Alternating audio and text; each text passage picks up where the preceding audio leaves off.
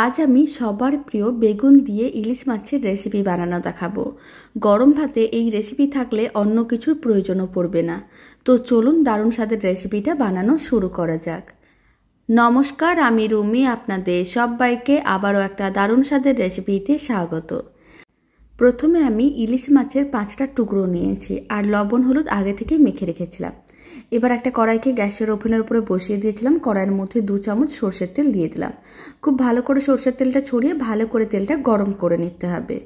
আর যখন তেলটা খুব ভালো করে গরম করা হয়ে যাবে, ফ্লেমটা মিডিয়ামে রেখে ইলিশ মাছের টুকরোগুলো দিয়ে দিচ্ছি। ইলিশ মাছের টুকরোগুলোকে হালকা করে একটু ভেজে নিয়েছি, তবে আপনারা চাইলে কাঁচা ইলিশ মাছ দিয়েও রেসিপিটা বানাতে পারেন।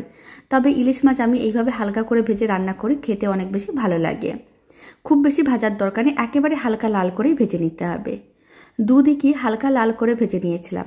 এবার তুলে একটা প্লেটের মধ্যে নিয়ে নিচ্ছি। মানে ভেজে নেওয়া সমস্ত ইলিশ মাছগুলোকে তুলে প্লেটের মধ্যে নিয়ে নিতে হবে।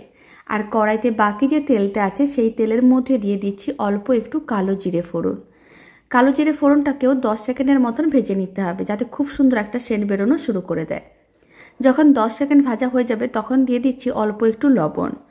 আর আমি দিয়ে দিচ্ছি চা চামচের 4 ভাগের 1 ভাগ হলুদ গুঁড়ো। লঙ্কার গুঁড়ো দিয়ে দিচ্ছি চা চামচের 4 ভাগের 1 ভাগ। এবার হলুদ গুঁড়ো লঙ্কার গুঁড়োটাও খুব ভালো করে একসঙ্গে মিশিয়ে নিতে হবে, এতে কালারটা খুবই ভালো আসবে। এখন আমি দিয়ে দিচ্ছি কেটে রাখা বেগুনের টুকরো।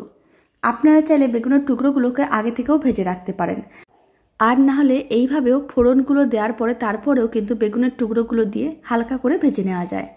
এখন আমি 5টা কাঁচা লঙ্কা দিয়ে দিলাম, ঝালটা আপনারা কম বেশি করতে পারেন। আবারও সমস্ত কিছু নাড়াচাড়া করে কড়াইয়ের ঢাকনাটা বন্ধ করে বেগুনের টুকরোগুলোকে 3 থেকে 4 মিনিট ভেজে নিতে হবে। এতে হালকা করে একটু সেদ্ধ হয়ে যাবে, তার সঙ্গে একটু ভাজাও হয়ে যাবে। এখন 3 মিনিট পরে দেখাচ্ছি বেগুনের টুকরোগুলো হালকা করে ভাজা হয়ে গিয়েছিল। এবার 1 কাপের মতন জল দিয়ে দিলাম।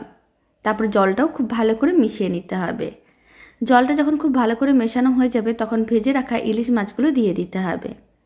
আর খুব বেশি করে ভাজার দরকার নেই, একেবারে হালকা করে ভাজতে হবে, এতে খেতে অনেক বেশি ভালো লাগবে। আর যদি আপনারা কাঁচা ইলিশ মাছ দিয়ে রেসিপিটা বানাতে চান তাহলে এই সময় কাঁচা ইলিশ মাছগুলো দিয়ে দিতে হবে। এখন আমি অল্প একটু লবণ ছড়িয়ে দিয়েছি, মানে স্বাদ অনুযায়ী, আর অল্প একটু চিনি দিয়ে দিলাম। চিনিটা একেবারে অপশনাল, আপনারা চাইলে দিতেও পারেন, নাও দিতে পারেন। তবে যে কোনো ঝাল জাতীয় রান্নায় অল্প একটু চিনি দিলে খেতে অনেক বেশি ভালো লাগে। খুব ভালো করে এবার ইলিশ মাছের টুকরোগুলোকে একটু উল্টে পাল্টে নিতে হবে। তারপর ঢাকনা বন্ধ করে 7 থেকে 8 মিনিট রান্না করে নিতে হবে। ফ্লেমটা মিডিয়ামেই রেখে প্রায় 7 মিনিটের মতন রান্না করে নিয়েছিলাম।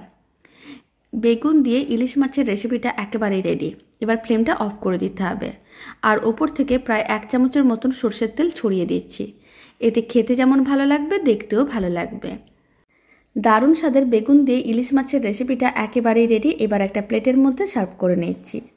আর এই রেসিপিটা শেষ পর্যন্ত দেখার জন্য অসংখ্য ধন্যবাদ।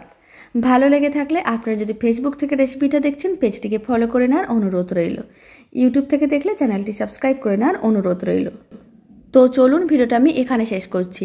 আপনারা সবাই ভালো থাকবেন, সুস্থ থাকবেন। আপনাদের সঙ্গে আবার নতুন রেসিপি নিয়ে দেখা হচ্ছে।